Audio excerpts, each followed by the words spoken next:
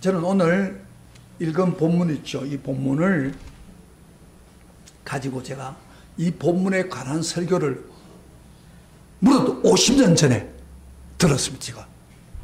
제가 고등학교 때 은혜 받아가지고 막 성령이 불이 붙을 때 어떤 부흥사가 이 본문을 가지고 설교를 했어요. 근데 그 설교가 얼마나 인상적인지 제가 그 설교를 기억을 해요. 근데 그분이 어떤 설교를 했냐면 이런 설교를 했어요. 그 내용 기억나는데, 여러분 이 설교가 올바른가 올바르지 않은가 한번 여러분 판단해 보세요. 근데 저는 그때 은혜를 굉장히 받았어요. 근데 이분이 이렇게 이야기했어요. 그 본문을 가지고 말세의 사명자의 삶이 무엇인가, 사명자의 삶에 대해서 제목으로 설교를 했어요. 그러면서 거기 예수님이 교훈한 중에서 유대에 있는 자들은 산으로 도망가라, 그런 16절에 그 나와요. 그 말씀을 어떻게 해석을 했냐면은, 산은 교회를 상징하는 거다. 그렇기 때문에 사명자는 먼저 어떤 환란이 와도 교회를 떠나면 안 된다.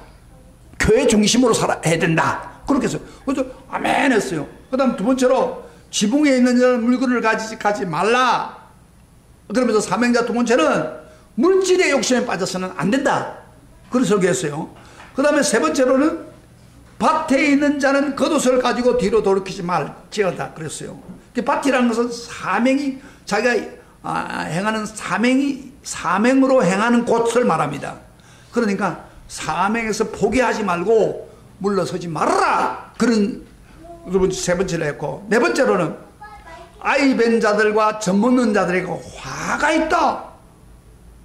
그래서 이 사람 이거 어떻게 해석할까 들었는데, 아이 뵌 자들은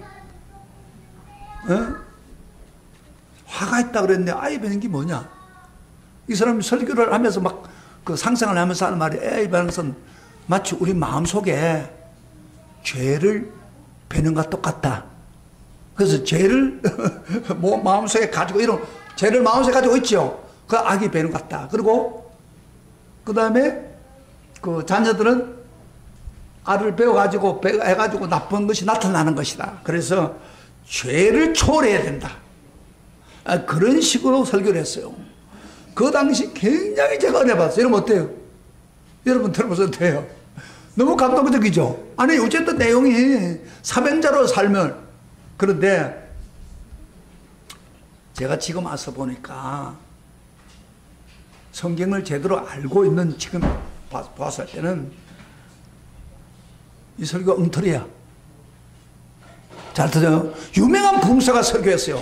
여러분 잘 아는 김충기 목사라고 아주 부흥사 유명한 사람이, 이 사람이 설교했을 때 내가 감동을 받았는데, 이 방송 나갈 거예요. 그렇지만 내가 그때 들었어요. 근데 이건 굉장히 설교 엉터리를 하는 거예요. 쉽게 말하면 본문의 문맥을 전혀 고려하지 않고, 본문에 흐르고 있는 문맥을 전혀 고려하지 않고, 본문의 배경을 생각하지 않고, 그만 일방적으로 말세에 사는 성도들, 예수님 말세에 대한 설교했으니까 사명자의 삶이다, 이런 식으로 설교를 했어요.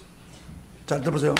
오늘날 많은 교회 성도들이, 목사들이 주제적으로 설교하는 사람들 대부분이, 제목 설교하는 사람들이 대부분이 성경을, 문맥을 잘 안 보는 경향이 있습니다. 그래서 교인들이 가장, 저 설교 잘 들어서 봐요. 오늘 제가 들은 그렇게 멋대로 이렇게 해석하는 경우가 많아요. 그래서 엉터리 설교를 많이 해요. 이단들이 주로 나쁜 게 뭐예요? 그 문맥에 흐르고 있는 그 말을 하지 않고, 예수님이 하시는 그 의도를 파악하지 않고 자기 멋대로 성경을 막 이렇게 해가지고 성도들에게 맞게만, 자기들에게 맞게만 한단 말이에요. 그럼 설교 엉터리 잘못이에요. 예수님이 보세요. 말세에 일어난 이야기를 할 때에 그 예수님 말세 이야기했을 때 그 동기가 무엇이며 그 배경이 무언가에 그 본문의 흐름을 가지고 설교를 해야 돼요. 그래야 바로 예수님 말씀이에요, 이게. 근데 성경 인용했다고 해서 예수님 말씀 아니에요. 여러분 오늘 교인들이 이게 분별할 줄 알아야 돼요. 근데 그 당시에 그렇게 은혜를 받았는데 문맥과 상관이 없고 배경과 상관이 없는 설교를 한 거예요. 그 오늘날 이런 일이 벌어졌단 말이에요.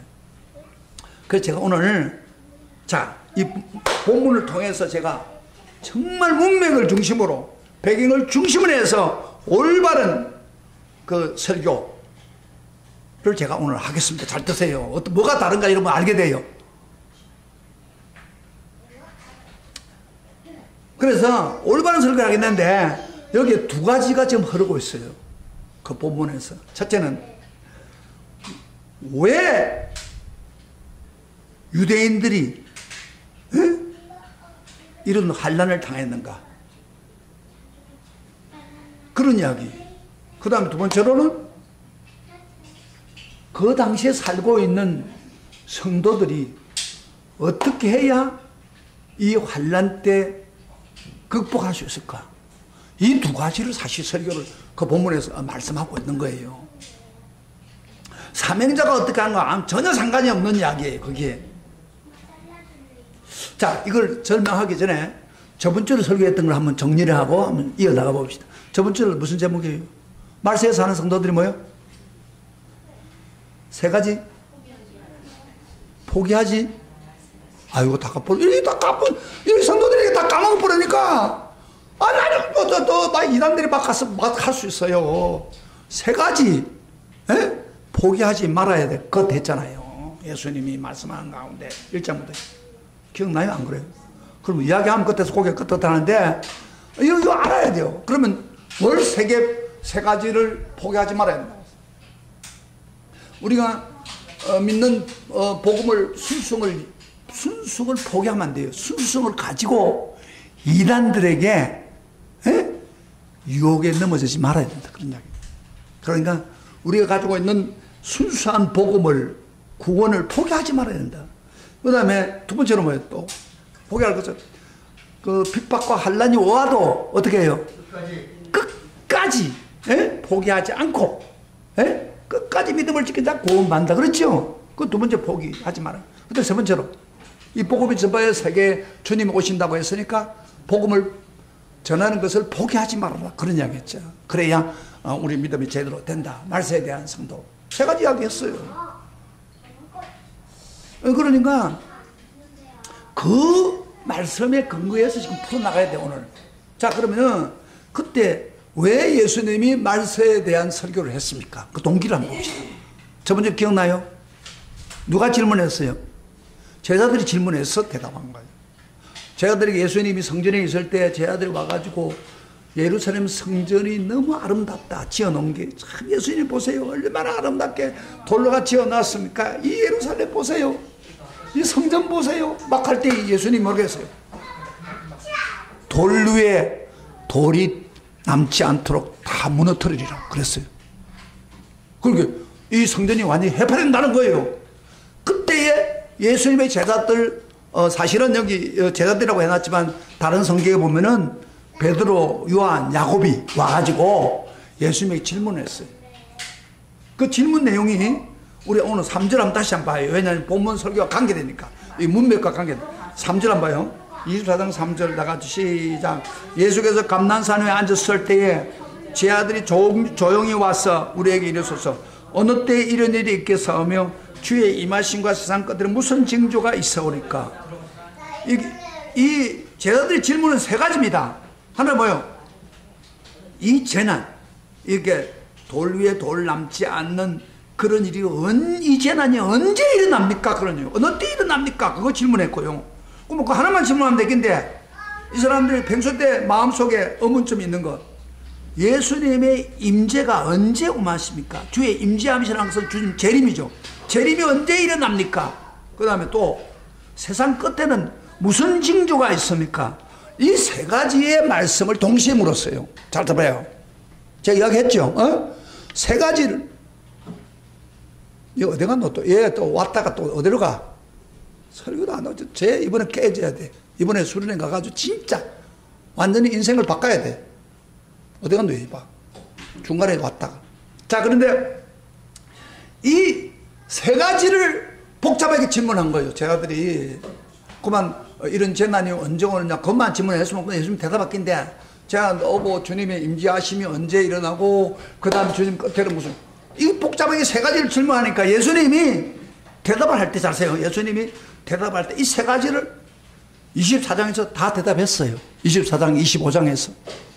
다 대답했는데 우리가 밖으로 볼 때는 이게 어떤 대답이고 이것이 어떤 질문의 대답이고 그 구별이 잘 안 돼요. 그러다 보니까 아까 그 부흥사 같은 사람도 문맥을 모르다 보니까 이게 사명자의 가르치다 이렇게 그만 해석을 해버린 거예요.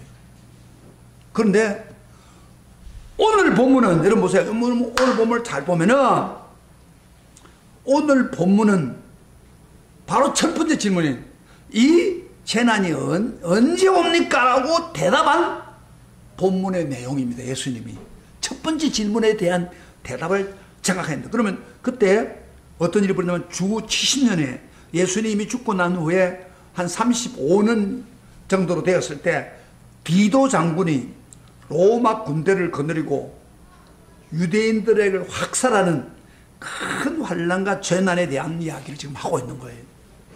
오늘 본문은 이게 마지막 때 일어날 게 아니에요. 지금 본문 잘 세요. 마지막에 일어날 것은 그 뒤에 나와요. 그런데 오늘 본문의 내용은 예수님 제 아들이 처음 질문한 거 어느 때 이런 환난이 옵니까? 라고 질문한 것에 대한 정확한 대답을 오늘 여기 한 거예요. 그런데 이걸 가지고 말세에 일어난 일이 뭐 이렇고 해버리면은 이게 문맥과 안 맞는 거예요, 이게. 근데 오늘 성도들이 성경을 잘 모르다 보니까 그걸 구별을 못 해요. 성경 공부를 한 사람들은 제대로 공부하면 그거는 그런 뜻이고 요거는 여기 있더라. 그걸 알게 되는데 많은 경우에 구별이 안 돼요. 근데 나 같은 경우도 그때 성경을 잘 몰랐으니까 그분이 막 사명자의 길에 대해서 막 목회자 되겠다고 막 결심하고 그렇게 은혜 받고 그랬는데 그 말 들으니까 너무 감동되는 거예요, 이게. 나도 그때 성경을 몰랐기 때문에 야 너가 왔다 갔다 하냐 설교 들으면서 하나님 말씀 들으면서 저 정신 나갔나 저 애가 그러지 마 제발. 설교를 들어야 뭐 변화가 되든지 하지.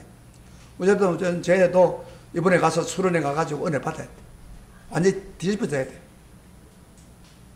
그래 아니까 영적으로 은혜가 영적으로 이렇게 변화가 안 되다 보니까 저런 일이 벌어지는 거예요. 왔다 갔다. 잘 들어. 설교를 제대로 안 듣는 사람은 다 영적으로 지금 문제가 생긴 거예요. 이런 이야기를 아무도 여러분 설교 듣고 싶어도 만들어 듣는 게 아니에요. 제가 정확하게 집어주는 거 지금. 막 그렇게 말을 하든 저렇게 하든 뭐 상관 있어. 이렇게 앉아있는 사람은 말씀에 보통 문제가 아니에요. 그런 게 말씀을 우리가 하나님 예수님 말씀이 이 말씀 그대로 세상이 이루어지는 거예요. 근데 그걸 정확하게 우리가 알고 정확하게 적응해야 그대로 이루어질 거 아닙니까? 안 그래요? 이 부분이 좀 안 되는 거예요, 사람들이. 말씀이 약하니까. 자, 그래서 자꾸 저 밖으로 새잖아 지금 보죠. 자, 그러면 여기서 아까 제가 이야기했죠. 그 본문에서 말씀하고 있는 것은 유대인들에게 왜 이런 큰 환난이 생겨서 성전이 파멸되고 그 예루살렘 사람의 많은 어려움을 당하는가. 이 부분에 대해서 먼저 왜 그랬는가를 먼저 제가 말씀을 드리겠습니다. 그 다음에 두 번째로 나중에 예수님 말씀하는 모든 말들은 그 성도들에게 그게 그 당시 유대인들이면서도 예수 믿는 사람들에게 그 큰 환난이 오더라도 그걸 피할 수 있는 길을 보여준 거예요. 이 두 가지가 오늘 본문에 나옵니다. 그걸 제가 하나하나 설명할 때 제 설교를 다 듣고 나면 그 부흥사가 왜 잘못된가를 깨닫게 됩니다. 그 부흥사는 유명한 사람입니다. 설교도 잘했어요. 그런데 문맥에 안 맞는 설교를 하고 하는 거예요. 문맥에 안 맞다는 것은 성경 말씀 바로 전하지 못했다는 거예요. 자, 그러면 우선 왜 유대인들이 그 디도 장군을 중심으로 해가지고 그렇게 큰 환난을 당하고 그 당시에 어떻게 됐냐면요. 로마 장군 디도라고 하는 사람이 정규 군인 57만 명을 그 로마 군인들은 대단한 거예요. 물론 57만을 다리고 유대인들이 하도 반항을 하니까 저놈 나라들을 다 없애버리라.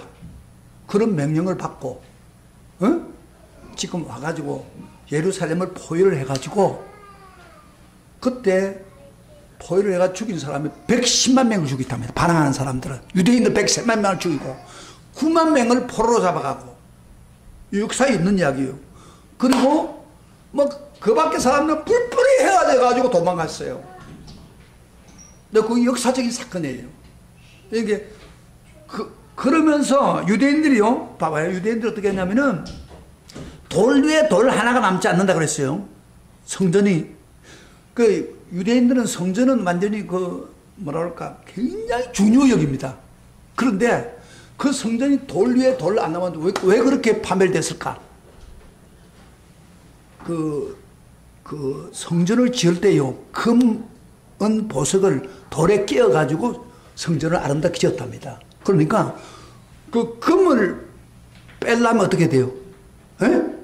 돌을 쪼개야 되잖아요. 그래서 그 금을 하기 때문에 그 성전을 지었던 돌들이 전부 완전히 파쇄될 정도로 돌 위에 돌 하나가 안 남을 정도로 다 없었던 거예요. 이 역사적인 사실이에요, 이게. 그래, 금을 빼가지고 로마 군인들이 가져가고 막 그래. 그러니까 성전이 해파된 거는 끝난 게 아니고 성전이 완전히 없어져 버린 거예요. 하고, 반항한 사람 다 죽고. 그래서 유대인들이 그때 나라가 없는 백성이 된 거예요. 그때부터 유대인이 몇 천 년 동안 나라 없는 백성으로 세계에 뿔뿔이 헤어져 사는 거예요. 유대인들은 자기 나라가 없잖아요. 최근에 와서 유대인이 독립한 것 뿐이죠. 그 사건이 지금 벌어진다는 거예요, 지금. 그걸 지금 예수님이 보고 이야기를 한 거예요. 그러면 그 이유가 뭐예요? 왜 유대인들이 예수님이 거기서 태어난 그 유대인들 이스라엘에 태어났고 거기에 구원이 시작됐는데 왜 유대가 이렇게 망했어요? 유대 사람들은 왜 잡혀가지고 이렇게 그 어려움을 당합니까? 이 히틀러 때는요, 2차 대전 시절 때는 유대인들이 600만 명이 잡혀가지고 가스실에 들어가서 다 죽여버렸답니다. 역사적인 사실 아니에요. 어떻게 하나님을 믿는 유대인들이 이렇게 고난을 당합니까? 이걸 설교에서 이야기하고 있는 거예요.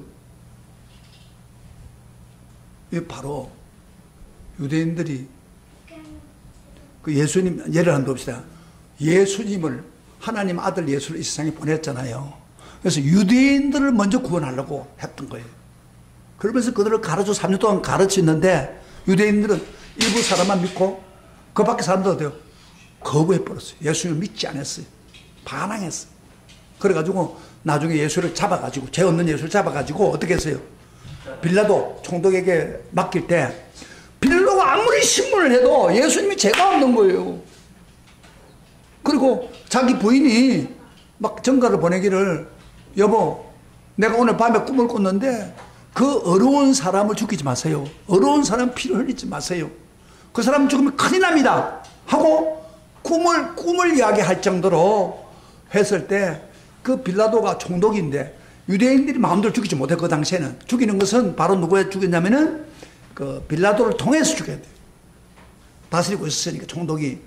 그래서 빌라도에게 넘겼는데 빌라도는 놓아주려고 했어요.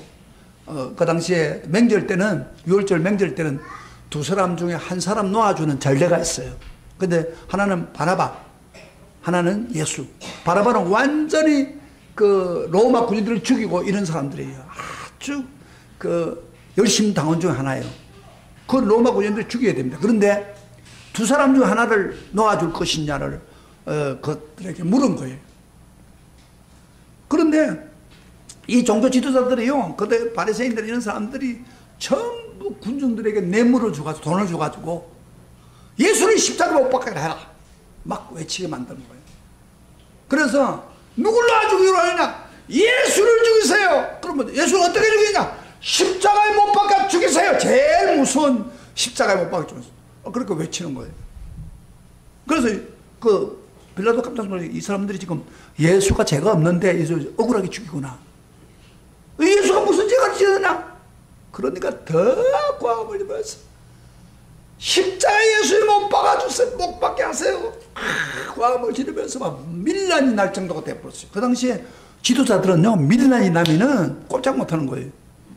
지금 우리 한국에도 지금 민노총인가 뭐 이런 한노총들이 전부 데모해가지고 지금 문 대통령이 꼼짝 못하게 만들잖아요, 지금. 안 그래? 그렇잖아요. 그 당시에는 더 그랬어요. 그 당시에는 총독으로 있는데 만약에 그 로마인들이 그 밀란을 일으키면요, 보고가 돼버립니다.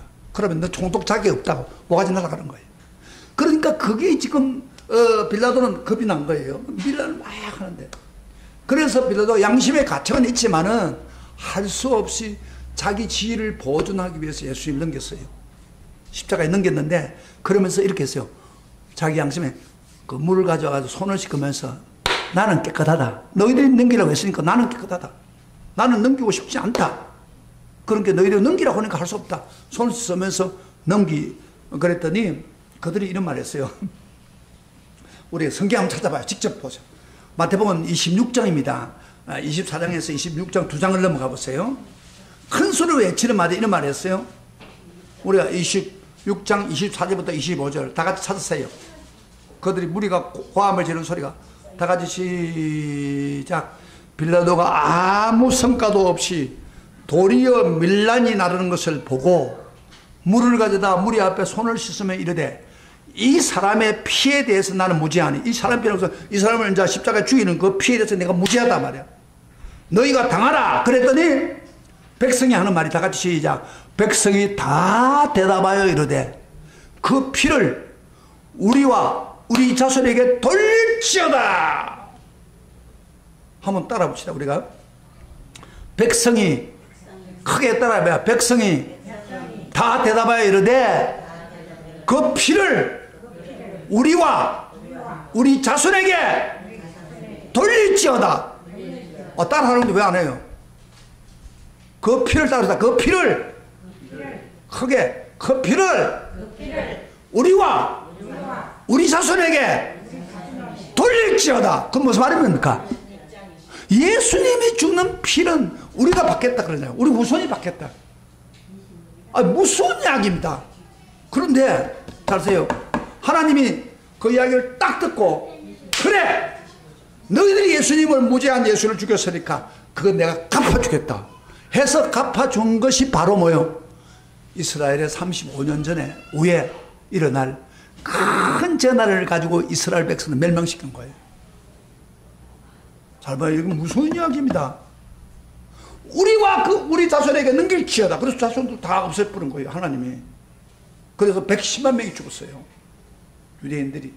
그리고 성전도 해파되고 막 그 예루살렘 완전히 무너져 버려요.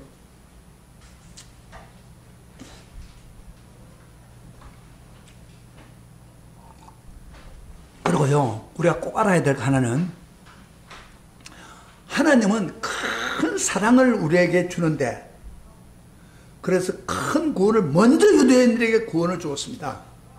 유대인들을 사랑해가지고 이방인보다도 유대인들 구원을 줬는데 그럼에도 불구하고 그 큰 사랑을 주는데도 불구하고 그 사랑을 받아들이지 않고 믿지 못하고 그 대적할 때 그 환난을 대갚아 준다는 것입니다. 하나님은요 사랑을 안 주놓고 그 다음에 잘못하면 혼을 내 그런 게 아니에요. 사랑을 주는데도 불구하고 계속해서 거부하잖아. 그러면 막 하나님이 되는 거예요. 어떤 분들은 이런 질문을 해요. 예수 믿는 사람들 보고 하나님은 사랑의 하나님이라고 하는데 왜 지옥을 만들어다 가지고 우리를 고통당하게 하느냐. 설교 잘 듣세요. 왜 앞에 듣다가 뒤로 가. 들으세요. 설교. 왜 하나님이 지옥을 만들었냐. 여러분 그런 의문이 안 됩니까? 사랑이 많은 하나님인데 왜 지옥을 만들었냐. 여러분 대답해 보세요. 사랑이 많은 하나님이 왜 지옥에다가 사람을 영원히 멸망시킵니까? 천국만 두어야 되지. 여러분 그런 질문들을 사람들 불신자들 이야기합니다. 제가 이 시점에 대답하겠습니다.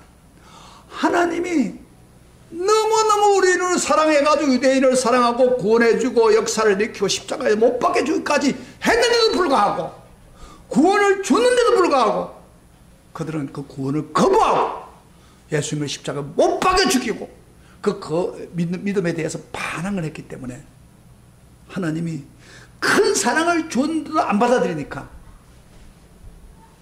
지옥을 두어가지고 멸망시키는 거예요. 오늘날 왜 지옥 갑니까 사람들이? 구원의 길을 다 줬어요. 그리고 말이야. 그런데 안 믿으면, 끝까지 안 믿으면 하나님은 너무너무 화가 나서 멸망시키는 거예요.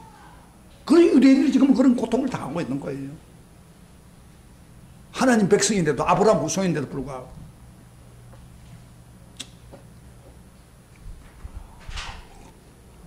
이것은요, 역사적으로 똑같습니다. 역사적으로도요, 보면, 우리 봅시다.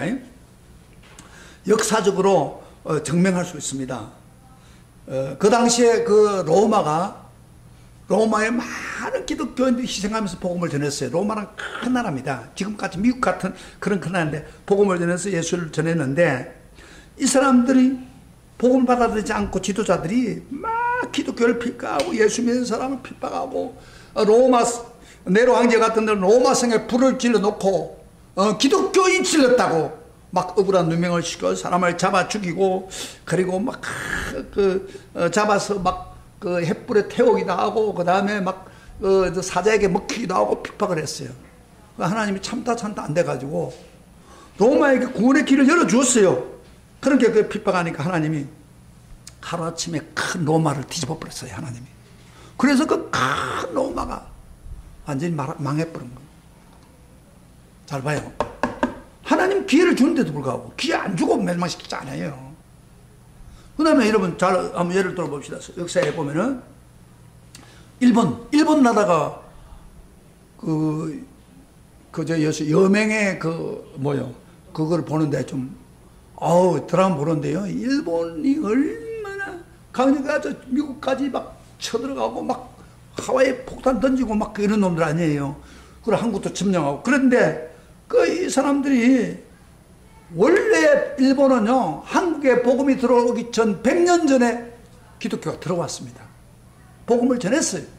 그런데 그들은 기독교를 핍박하고, 일본은 핍박하고, 그 다음에 자기들의 선조 우상을 세워놓고 거기에 전해라. 그래서 우리 기독교인들이 얼마나 그 신사참배에 참여하라고 해가지고 얼마나 많이 죽었습니까? 피를 흘리게 한 거예요. 이게 복음을 받아들이지 않고 우상으로 대체하니까 참다 안 돼가지고 하나님이 미국이라는 나라를 들어가지고 원자폭탄으로 때려가지고 박살내버렸잖아요. 그러니까 나가사키 한 방 떨어지고 히로시마 떨어지는데, 히로시마 가봤더니요, 여러분 한번 가보세요. 일본에 히로시마 그 도시가 완전히 싹 없어졌어요. 시청 건물 새만 좀 몇 개 남아있고 싹 없어요. 그러니까 손 안 들 수 있습니까?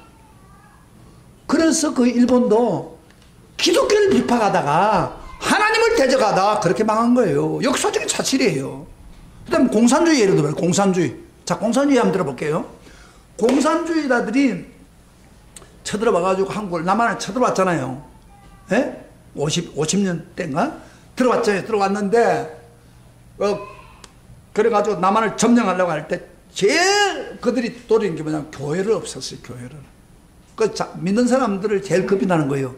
믿는 사람을 잡아가지고 죽이고 핍박하고, 그리고 나중에 도망갈 때도 믿는 사람 사살하고 다 갔어요. 기독교를 그렇게 핍박했어요. 그래서 옛날에 그 평양 근방에서 믿던 사람들 전부 남한으로 왔잖아요. 그럼 왔는데 제가 이 시점에서 한번 이야기할게요. 이 김일성이가 그럼 어떤 사람이냐? 김일성이가요, 그 아버지가 누구냐 하면은 김형직이에요. 김형직. 여러분 한번 그 인터넷 들어가면 보여요. 김형직이라고 하는 아버지고, 그 다음에 그 엄마가 어떤 사람이냐면요, 강반석. 반석이라 이러면 우리 기독교 말은 반석 같은 성도가 되라. 그래서 그 엄마 계통에서는 굉장히 목사가 둘인가 있어요. 할아버지도 목사고 삼촌도 목사고. 그런 기독교 가정에, 잘 들어봐요. 기독교 가정에 있었는데, 그때에 김행직하고 강반석이를 중매를 서준 사람이 누구냐 하면은 선교사입니다. 중매라는 사람은 넬슨 빌이라고 하는 선교사입니다. 한국에 온 선교사가 너무 김행지가 신앙생활 잘하니까 이렇게 좋은 처녀를 이렇게 중매를 해가지고, 그래서 태어난 게 바로 김일성이에요. 김일성인데, 김행지가 신앙생활 잘하니까 그럼 자기도 저 교회를 잘 다닐 수밖에 없잖아요. 그래서 김일성이는 굉장히 교회를 열심히 다녔어요. 세례까지 받았어요. 김일성이가. 그런데 이 사람이 공산주의의 사상을 받아들이고 그러니까 세례까지 받았지만 거듭난 성도가 아니에요. 하나님을 체험한 성도는 아니래요. 오늘날 성도들 교회 오면서도 하나님 체험하지 못하고 은혜 받지 못하는 사람들은 이건 더 나쁜 사람이 될 수 있어요. 여러분, 공산주의 시조가 레닌이야, 레닌. 레닌은 신학교까지 나온 사람이에요. 오늘 공산주의가 더 기독교를 제일 핍박하는 사람이에요. 이게 웃기는 거죠. 김일성이도 교회 가지고 자기 아버지 품에 안겨가지고 사진 찍은 것도 나와요. 그런데 이 사람이 공산주의가 딱 되는 순간에 이 기독교가 무섭구나. 기독교 세계를 아니까. 여러분 다른 데서 들을 수 없습니다. 제가 연구를 해가지고 여러분 이야기하는 거예요. 김일성이 이제 공산주의 돼가지고 우상화시켜야 이 북한을 잡겠다는 생각이 들었는데 제일 걸리는 게 기독교예요. 기독교는 그것도 우상 안 하거든요. 그래서 기독교를 제일 박해한 거예요. 그래서 교회를 없애고, 그리고 성경을 없애고, 믿는 사람은 제일 무섭게 다루는 거예요. 그런데 놀라운 것은 이 공산주의를 받아들일 때 저거 아버지인 김행직이도요, 공산주의가 왔을 때 싫어했어요. 공산주의 안 된다. 기독교 신앙 가졌으니까. 그러니까 그 아들은 반대로 가론유다처럼 배반해가지고 공산주의를 받아들인 거예요. 이거야 웃기는 거야요. 그러니까 그 교회의 적은 교회를 다녔던 사람이 교회의 적이 되는 거예요. 그래서 나는 여러분 보세요. 예수 믿으면서 제대로 믿으라고 말해요. 성령 받고 은혜 받고 살아계신 하나님 체험하고 제대로 믿으라 이 말이에요. 교회 왔다 갔다 하는 사람 되면 그 사람이 나중에 예수를 팔아먹는 사람이 되는 거예요. 김일성이가 그때 변화되고 성령 받았으면, 나를 만났으면 그 사람 바꿔줬을 거예요. 정말 이거 중요하게 교회 안에서 그 문제를 해결 못한 거예요. 그래가지고 세습 지금 하고 있잖아요. 근데 놀라운 거 하나 또 알려드릴게요. 여러분, 그 평양에 완전 옛날에 그 기독교라고 할 정도로 막 온 세상에 평양에 교회가 수천 개 있었어요. 그런데 평양이 그 제일 먼저 부흥을 일으킨 1907년 장대현 교회라고 하는 교회가 있어요. 그 길선주 목사를 중심으로 해서 거기서 부흥의 복이 일어났잖아요. 그런데 이 교회의 자리에 김일성이가 바로 그 자리를 없애버리고 김일성 동상을 세웠다는 사실이에요. 딱 그 자리에. 무서운 놈이죠. 그렇게 해가지고 기독교를 말살시켜야 자기가 우상화된다. 그러니 하나님은 가만두겠어요. 그래가 공산주의에 가서 기독교를 핍박하니까 하나님이 믿음 좋은 메가다를 감동 줘가지고 인천 상주 작전해가지고 북한을 막 쳐들어가지고 북한이 남한을 완전히 정복하려고 했는데 다 포기할 수밖에 없었잖아요. 그래서 그 다음에 중공이 왔기 때문에 그 정도로 끝났지. 결국에는 공산주의도 기독교 지금 우상화시키고 있는데 하나님 가만두겠습니까? 하나님을 대적하는데 하루아침 무너진다. 원년 박당 가져가도 큰 소리 빵빵 치는데 하나님은 절대 믿어야 될 사람 믿지 않고 하나님 섬기지 않고 하나님을 대적하는 사람은 하나님이 직접 나서가지고 대적을 합니다. 아멘. 이 역사적인 사건이에요. 아멘. 그렇기 때문에 우리가 하나님을 잘 섬길 때 하나님 복을 주지만은 하나님을 대적하면 하나님이 직접 대적한다는 거예요. 자, 그러면 오늘 한 가지만 더 봅시다. 아까 그러면은 우리 성도들을 구원을 믿고 끝까지 순종하는 성도들에게는 하나님께서 그 재난 가운데서도 보호해 준다는 것을 볼 수 있어요. 그래서 우리 예수님이 그런 이야기를 했죠. 우리 15절 담가봐요. 다시 한번 보면 봐요. 15절을 좀 설명해야 이게 그 설명이 됩니다. 그러므로 너희 선지자 다니엘의 말한 바 멸망에 가증한 것이 거룩한 게 선 것을 보거든 너는 산으로 도망가라 그랬거든요. 예수님이 여기 선자 다니엘의 말한 바 가증한 것이 거룩한 것이 가증한 것은 우상이에요. 우상이 성전 거룩한 것은 성전에 선 것을 보거든 그때 너희들 도망가라. 그런데 이 다니엘이 그 예언한 말은요, 원래가 그 다니엘이 예언한 말이 몇백 년 후에 그 성경 중간기에 시리아 왕 헤피파네스라고 하는 사람이 이스라엘을 쳐들어가 가지고 성전에다가 제우스 신상을 세웠어요. 그리고 하나님께 예배 못 드리게 만들었어요. 그래서 그 1차적으로 다니엘의 예언이 이루어진 거예요. 그런데 우리 예수님이 오늘 이 시간에 다니엘이 말한 바에 기중한 것이 거룩한 것을 보거든 깨달아라 그렇게 이야기했는데 그런 일이 또 벌어진다 그 이야기예요. 그러면 왜 벌어졌어 그때? 뭘 벌어졌어요?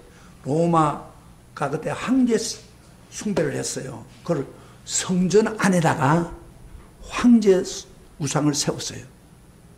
그게 기점으로 해가지고 유대인들이 반항하고 그래서 그들이 죽이고 그렇게 된 거예요.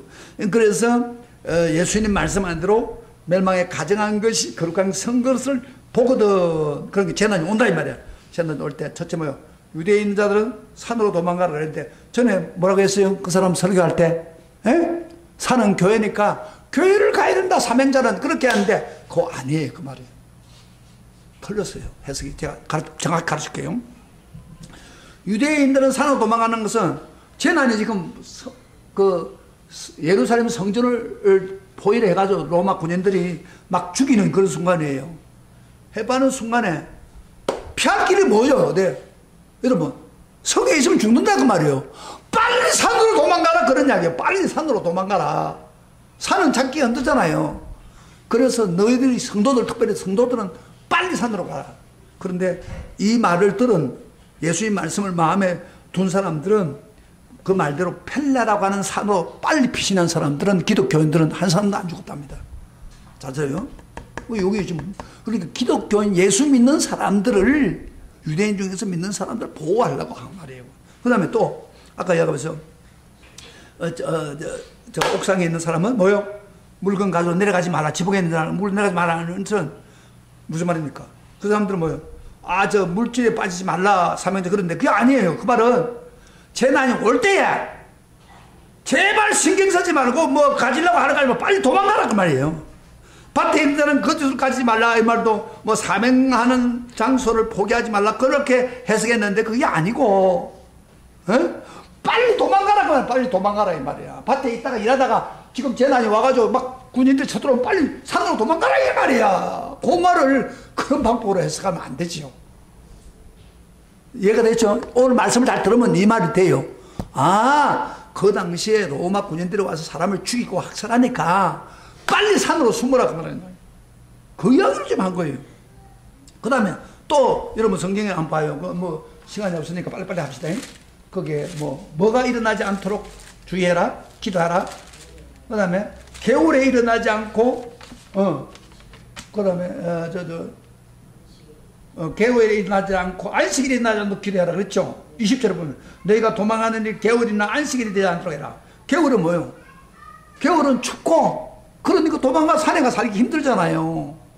그래서 겨울에 일어나지 말기를 기도하고 그 다음에 안식일이 되지 않는 것은 유대인들은 무조건 안식일 예배 드립니다. 그런데 전쟁이 벌어지면 예배 못 드릴 거 아니에요. 그러니까 오히려 예배 드리는 것이 안식일에 일어나면은 예배를 드리다 다 죽는다 이 말이에요. 그러니까 그게 안 되도록 해라 그런 이야기예요. 그러면서 21절에 그때 일어난 환란을 이야기합니다. 21절부터 22절까지 한번 봅시다. 같이 시작. 이는 그때에 큰 환란이 있겠습니다. 크게 읽어요. 창세로부터 지금까지 이런 환란이 없었고 후에도 없으리라. 나라가 없어지니까 뭐 가장 큰 환란이요. 그 다음에 그 날들을 감하지 아니하면 모든 육체가 구원을 얻지 못할 것이라. 그러나 택하신 자들을 위하여 그 날들을 감하리라. 이 택하신 자는 구원받은 사람들. 구원받은 사람들 때문에 그 날을 감해준다 그 말이에요. 무슨 이야기냐면은 이런 이야기예요. 지금 기독교인들이 다 도망갔다 산에 갔다 이 말이야. 그런데 로마 군인들이 죽이려고 하다가 이제 반항하는 죽였는데 다 죽이자고 생각하면 그 환란의 기간이 길어지면 어떻게 됩니까? 산에까지 찾아가 참을 잡아 죽일 거 아닙니까? 그런데 하나님이 주권에 의해서 그 전쟁을 빨리 끝내버린 거예요. 그래서 역사에 그 오랫동안 한 게 아니에요. 반항하는 사람도 죽이고 로마 철수해버렸어요. 하나님의 섭리가 있었던 거예요. 이게 교회를 보호하기 위해서 선택하는 사람을 보호하기 위해서 그렇게 했다 그런 거예요.